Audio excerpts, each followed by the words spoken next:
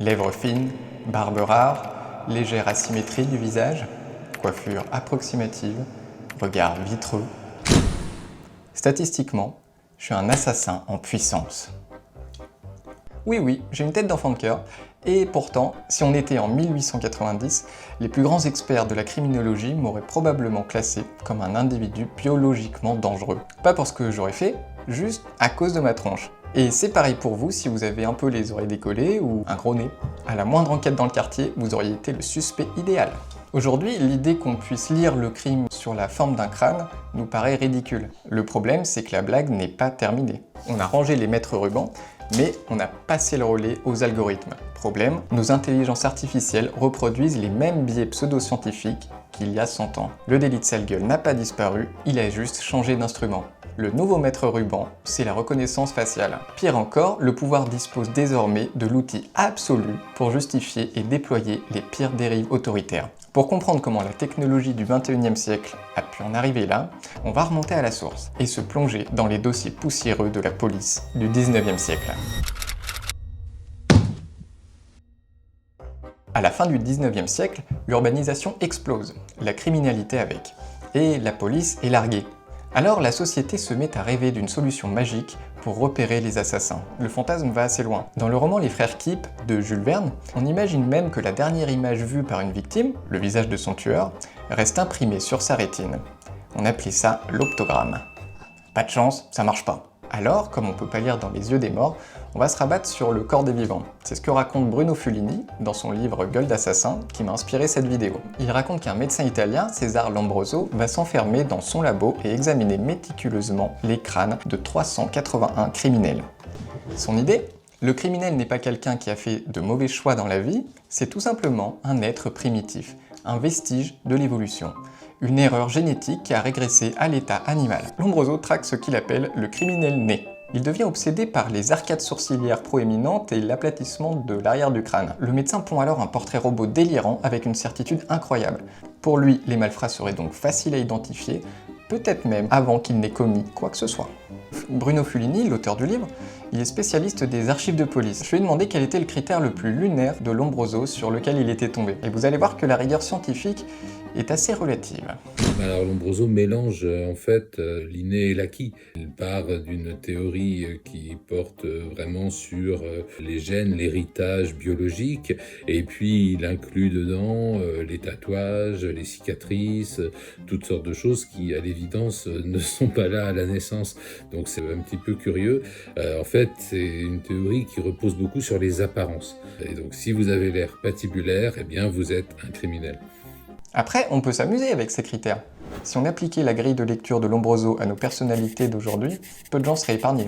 Prenez Thibaut InShape. Regardez cette mâchoire particulièrement carrée et ses traits anguleux. Lombroso aurait hurlé à l'instinct primitif. Diagnostic de 1890, violence impulsive, direction le bagne. Direct. Et le président français? Visage symétrique, un nez droit, des traits réguliers et lisses. Et attention, chez le scientifique italien, l'absence de difformité n'est pas un signe d'innocence. Au contraire, c'est la signature anatomique de l'escroc et du faussaire. Est-ce que c'est pertinent? Bon, là où ça devient vraiment ridicule, c'est que Lombroso trichait avec ses propres règles. Quand un meurtrier très intelligent n'avait pas la gueule de l'emploi, il refusait de remettre sa théorie en question. Il inventait des excuses bidons du style « Ah non mais lui c'est pas pareil, c'est un enfant qui est né de parents trop vieux, sa dégénérescence est différente. C'est le biais de confirmation. Sa règle était inviolable, quitte à tordre la réalité. C'est l'inverse de la science quoi, comme l'astrologie ou la psychanalyse. » Bon, le vrai drame des théories de Lombroso, c'est qu'elles restaient pas dans les livres. Elles finissaient aux assises. Dans les tribunaux de l'époque, c'était un massacre. Les théories de Lombroso ont connu une grande célébrité. Son livre a eu un grand succès. Ces théories convenaient beaucoup à un certain nombre de policiers ou de magistrats parce qu'elles donnaient un fondement en apparence scientifique à toutes sortes de préjugés. Et forcément, quelqu'un qui avait une sale mine était à retrancher de la société, donc ça libérait un petit peu les ardeurs des magistrats ou même des jurés en cas de jury d'assises. Les avocats généraux faisaient même venir des médecins pour examiner les accusés. C'est d'ailleurs la naissance de la psychiatrie criminelle. Si le type dans le box avait le malheur d'avoir le front fuyant, signe d'un cerveau atrophié, typique des singes, donc d'un manque d'intelligence et de morale, l'expert expliquait calmement au juré « C'est pas sa faute, c'est un criminel né, il est incurable ». Résultat, peine maximale, direction le bagne de Cayenne, ou la guillotine, juste pour protéger la société d'une erreur génétique, ou de dégénérescence comme on disait. Pendant que les savants et les juges se passionnaient pour ces théories fumeuses, sur le terrain, les flics pétaient un câble, allaient retrouver un suspect dans les bas-fonds de Paris avec les indications d'un témoin qui vous a décrit quelqu'un avec un regard vitreux ou une barbe rare. C'était mission impossible. Avant 1880, un criminel multirécidiviste n'avait qu'à donner un faux nom, raser sa moustache et changer de coupe de cheveux pour repartir de zéro. La police n'y voyait que du feu. Donc à un moment, il a fallu arrêter de jouer au voyant et trouver un moyen scientifique de figer l'identité. C'est là qu'intervient Alphonse Bertillon. Lui, la morale, il s'en fiche. Fils et petit-fils de statisticien et de démographe, d'ailleurs son grand-père a inventé le mot démographie, il était obsédé par les chiffres et les classifications. Il va tout simplement appliquer la méthode familiale aux criminels. Il débarque en 1882 à la préfecture de police de Paris et obtient le droit de constituer son propre herbier du crime. Son concept, l'anthropométrie judiciaire, que la presse a vite rebaptisé le bertillonnage. Terminé la voyance, place au big data du 19e siècle. Bertillon va mesurer, ficher et standardiser le corps humain. L'idée est brillante de simplicité. L'os ne ment pas. Et à partir de 20 ans, il ne grandit plus. Bertillon va donc mesurer 11 variables sur chaque personne arrêtée.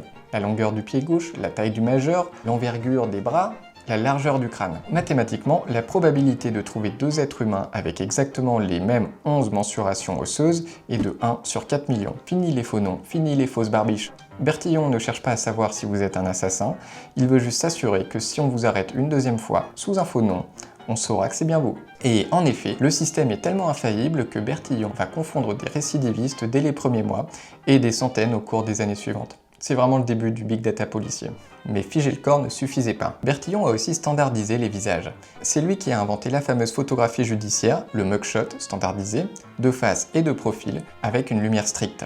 Contrairement à Lombroso, Bertillon va tout rationaliser. Fini le jugement de valeur sur votre nez ou vos oreilles, l'objectif est purement mathématique, jusque dans la prise de photo. Et il va essayer de rendre aussi objectif et aussi scientifique que possible l'utilisation d'un art qui est la photographie.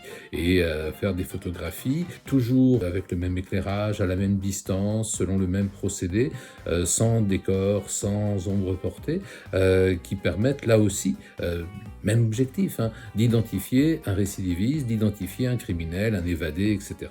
Le système est tellement efficace que la police de Chicago, de New York et du monde entier va bientôt le copier. À l'époque de Bertillon, l'individu subissait la photo. Il était écrasé par la machinerie judiciaire. Aujourd'hui, certains se sont réappropriés le système. Quand David Bowie ou Frank Sinatra se font arrêter, ils posent. Et quand Donald Trump est flashé par la justice en 2023, il fronce les sourcils, il joue avec la caméra et il imprime la photo sur des millions de t-shirts pour financer sa campagne.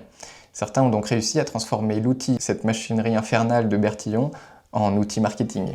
Mais bref, sans le savoir, en standardisant le visage humain, Bertillon venait de créer le carburant parfait pour le 21e siècle. Aujourd'hui, pour entraîner un algorithme de reconnaissance faciale, il faut des millions de visages normés. Les ingénieurs ont donc pioché dans ce qui existait déjà, les fichiers de police. Sauf qu'en faisant ça, on a réveillé un vieux fantôme. Nos intelligences artificielles se sont mises à raisonner exactement comme le vieux Lombroso. Vous pensez que juger quelqu'un sur sa tête, c'est de l'histoire ancienne ? En 2016, deux chercheurs chinois en IA ont publié une étude terrifiante. Ils ont fait avaler des milliers de photos à un algorithme et bingo! La machine prétendait pouvoir identifier un criminel juste à partir de la courbure de ses lèvres ou de l'écartement de ses yeux, avec près de 90% de précision. La machine prétend donc lire votre âme pour prédire vos actes. C'est du César Lombroso version 2.0. Au final, cette étude a été complètement détruite par la communauté scientifique mondiale pour ses biais assez honteux. Les criminels sur les photos fronçaient les sourcils, les non-criminels portaient des chemises blanches. En fait, l'algorithme repérait les expressions faciales liées au stress de l'arrestation, pas des traits criminels inhérents. C'est la même bêtise pseudo-scientifique que Lombroso, mais cachée derrière du code informatique. Donc, ça fait sérieux. Sauf que les dégâts sont bien réels. En 2018, l'ONG américaine Hacklu a testé Recognition, l'IA d'Amazon vendue à la police. Pour tester, ils ont passé les visages des membres du Congrès américain dans la machine. Résultat, l'IA a confondu 28 députés innocents avec des criminels recherchés. Pourquoi ? Parce que l'algorithme s'est entraîné sur des bases de données policières qui sont bourrées de biais. Et comme au 19e siècle, la machine s'est massivement trompée sur les personnes noires ou latinos. Lombroso mesurait les nez, l'algorithme mesure les pixels. mais le délit de sale gueule reste le même. Et si vous pensez que ce scandale d'Amazon c'était juste un problème de jeunesse en 2018, d'immaturité technologique, mauvaise nouvelle, c'est pas vraiment le cas. Les vendeurs de technologie nous promettent aujourd'hui une précision de 99%, mais ça, c'est en laboratoire, avec une lumière de studio. Dans la vraie vie, c'est différent. Aux États-Unis, des dizaines d'innocents, comme Portia Woodruff, arrêtée en 2023 alors qu'elle était enceinte de 8 mois, se sont retrouvés en cellule juste parce qu'un ordinateur a confondu leurs traits avec un mugshot. Et fin 2025, le gouvernement britannique a lui-même dû admettre que son système policier ciblait massivement et à tort les femmes noires. Aujourd'hui, à Londres, des caméras scannent les foules en direct. L'outil est devenu surpuissant. Vous sortez acheter votre pain ou votre pudding, et si la machine décide que l'écartement de vos yeux ou la forme de votre mâchoire correspond à un profil à risque, si elle bip, la police vous arrête. Et si vous cachez votre visage, vous pouvez finir par être plaqué au mur et recevoir 90 livres d'amende pour rébellion. Sauf qu'à Londres, des études indépendantes ont montré que la reconnaissance faciale en direct de la police s'est plantée avec 81% de faux positifs. Alors oui, je tape sur la machine depuis tout à l'heure, mais on va faire l'avocat du diable 2 minutes. C'est pas que du Black Mirror. Si on l'utilise, c'est d'abord pour le confort. C'est grâce à ça que votre téléphone s'ouvre en une fraction de seconde, et l'outil peut être absolument génial dans d'autres circonstances. En Inde, la police de New Delhi a utilisé un logiciel pour scanner des photos d'enfants perdus. En 4 jours, ils ont pu identifier près de 3000 gosses disparus qui ont pu rentrer chez eux. Ils ont simplement utilisé l'algorithme pour croiser en quelques secondes les visages de 45 000 enfants placés dans des orphelinats avec la base de données des familles qui avaient signalé une disparition. Ça, Bertillon, il pouvait pas le faire à son époque. L'outil est puissant, mais c'est bien ça le problème, surtout si on file les clés de la sécurité à l'intelligence artificielle. Le vrai risque en Occident, c'est pas seulement que la machine bug, c'est la dérive autoritaire. En France, la plupart des maires adorent la vidéoprotection. Faut pas leur dire vidéosurveillance. C'est vendu comme un bouclier essentiel pour notre protection. Avec les Jeux Olympiques, on a même franchi un cap en légalisant la vidéosurveillance algorithmique pour repérer les comportements suspects. On nous l'a vendu comme une exception pour les JO, et devinez quoi, l'Assemblée vient de la prolonger jusqu'en 2027, assez discrètement d'ailleurs. Alors dans ce cas précis, on reconnaît pas encore les visages, c'est encore interdit par la loi, mais l'infrastructure est posée. Après, la dérive autoritaire, elle peut être localisée, avec un commissariat un peu trop zélé, mais aussi généralisée. Si demain, un parti politique extrême arrive au pouvoir, il a une machine de surveillance de masse clé en main. Et si vous voulez voir ce que ça donne quand la machine marche un peu trop bien, regardez la Chine.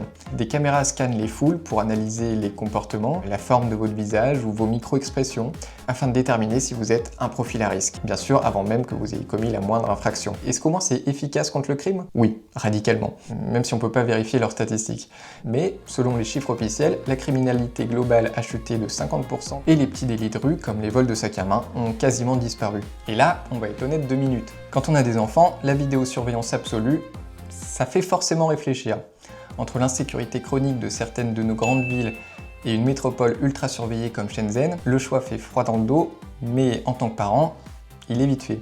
On a tous le même réflexe, on se dit, après tout, si j'ai rien à me reprocher, qu'est-ce que ça peut faire qu'une caméra me filme? Je me suis fait l'avocat du diable auprès de Bruno Fulini. C'est vrai que l'idée selon laquelle je n'ai rien à me reprocher, donc c'est pas grave, est une idée fausse, parce que, en réalité, ça signifie qu'on considère qu'on n'a pas de vie privée, qu'on a renoncé à l'idée d'une vie privée. Vous pouvez très bien être dans un certain quartier pour des raisons qui ne regardent que vous, qui relèvent de votre vie privée. Est-ce que vraiment la préfecture de police, le ministère de l'Intérieur ont besoin de savoir que ce jour-là, vous êtes promené dans telle partie de la ville, vous avez rencontré telle ou telle personne. Prenons aussi, je sais pas moi, des personnalités politiques. Est-ce que il faut absolument que si elles rencontrent quelqu'un d'un autre bord pour discuter, pour négocier, ça soit filmé, su, répertorié? C'est pas évident. Il se peut aussi que rétrospectivement, on puisse utiliser ce genre de choses pour dire non mais vous voyez, il a une double vie, il a de drôles de fréquentation. Là on fabrique des compromates par milliers au fond. Si on filme tout le monde et qu'on conserve les images, ça peut donner des choses exploitables de toutes sortes de contextes. Oui, cette sérénité est peut-être possible. Mais à quel prix? À Shenzhen, les piétons qui traversent au feu rouge sont flashés. Leur visage, avec une partie de leur numéro d'identité, s'affiche sur un écran géant au carrefour pour les humilier et une amende est prélevée directement sur leur compte. On le rappelle, la surveillance, couplée au crédit social, t'empêche d'acheter des billets de train rapide ou d'avion, limite tes demandes de prêt bancaire et peut interdire à tes enfants d'accéder aux meilleures écoles si t'as un mauvais comportement. Et en plus, forcément, c'est difficile de s'opposer au gouvernement dans ces conditions. Cette obsession de tout ficher à la Bertillon a donc de graves conséquences dans les régimes autoritaires. Prenez l'Iran aussi. Pendant des années, le régime a déployé un arsenal de reconnaissance faciale horrible pour traquer et punir la moindre femme qui ne portait pas son voile, ou pas correctement. Donc ça, c'est un système de contrôle déjà fou, mais en cas de contestation, il se passe quoi? Pour tirer à balles réelles sur une foule, une dictature n'a pas besoin d'algorithmes. Par contre, pour la purge silencieuse qui a suivi, l'intelligence artificielle s'est révélée être l'arme absolue. Les autorités se sont d'ailleurs pas arrêtées aux caméras de rue, elles ont aspiré et scanné des milliers de vidéos amateurs postées sur les réseaux sociaux, et en croisant ces visages avec leur fichier biométrique national, le régime a pu identifier de simples manifestants anonymes et leurs chefs, cartographier leurs proches et les rafler directement à leur domicile en pleine nuit. L'outil d'enquête est devenu une arme de surveillance de masse. Et c'est bien là tout le piège. Avec l'intelligence artificielle couplée à nos caméras, la technologie a tout simplement inversé la présomption d'innocence. Finalement, l'anthropométrie judiciaire n'est pas une relique du passé, c'est un avertissement. Si l'ordinateur décide que votre visage ressemble à la moyenne des criminels de sa base de données, vous finissez plaqué au sol. Le déterminisme n'a pas disparu, il est juste devenu numérique. L'outil technologique est surpuissant, mais l'algorithme, il n'a pas de volonté propre. La vraie question, c'est bien sûr, qui tient la télécommande? Si ma tête ne revenait pas à la science en 1890, c'était pas très grave. Mais si demain ma tête ou mes idées ne reviennent pas à l'algorithme de la police, là, j'aurai un vrai problème. D'ailleurs, si vous aussi vous savez que vous avez une tête suspecte, abonnez-vous à la chaîne, on se soutiendra en prison. Bon bah sur ce, moi je vais prendre rendez-vous pour une petite séance de chirurgie esthétique. Les brumes d'un siècle qui s'achèvent en sursaut, Monsieur Lombroso guette le compas à la main. Il cherche dans vos mâchoires, dans l'ombre de vos os, le stigmate maudit, le sceau du vil gredin, un front trop fuyant, une oreille asymétrique, et la science décrète votre destin tragique.